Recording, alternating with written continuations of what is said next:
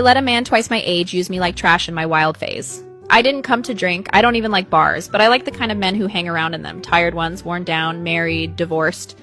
The type who look at girls like me like they shouldn't, but they do anyway. That's why I go. I wore the tiniest skirt I had, the one that barely covers anything when I sit. No panties, no bra, just a thin old tee that sticks to me when I get warm. You could see everything if I leaned forward even a little.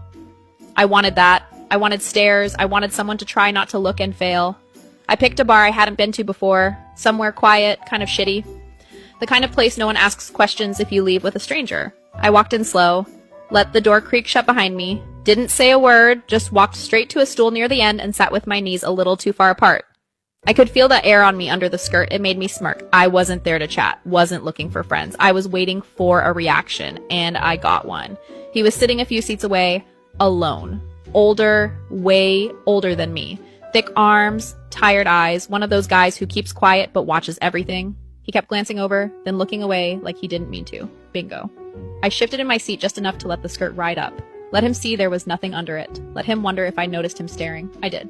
Then I got up, walked past him slowly, and dropped my phone right in front of his table. Deliberately, bent down from the waist fully, no modesty, nothing, gave him the whole show. When I stood up, I didn't even look at him, just whispered, "You've been staring since I walked in."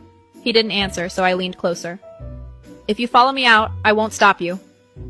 I turned and walked. Didn't even check if he was coming. I already knew he was. Outside was cold, quiet. I found a spot just around the side of the building against the brick wall, dark enough to be hidden, open enough to get caught. He showed up seconds later, hesitated. "You nervous?" I asked. He didn't answer, so I grabbed his shirt and pulled him in. "Get on your knees." He blinked. I didn't repeat it, just lifted the skirt and leaned back against the wall. He dropped. No resistance, no questions. Just his mouth, wet, warm, rough, right where I needed it.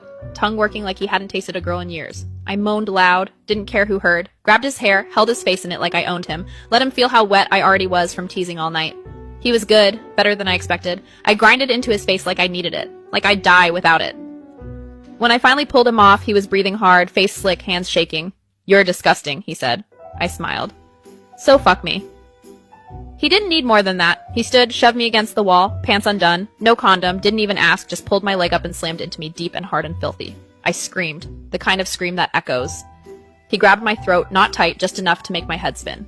I wrapped my arms around his neck and moaned into his ear, telling him how good it felt, how deep he was, how I knew he'd think about this later when he was back in his sad little life, jerking off in a bathroom while his wife watched TV.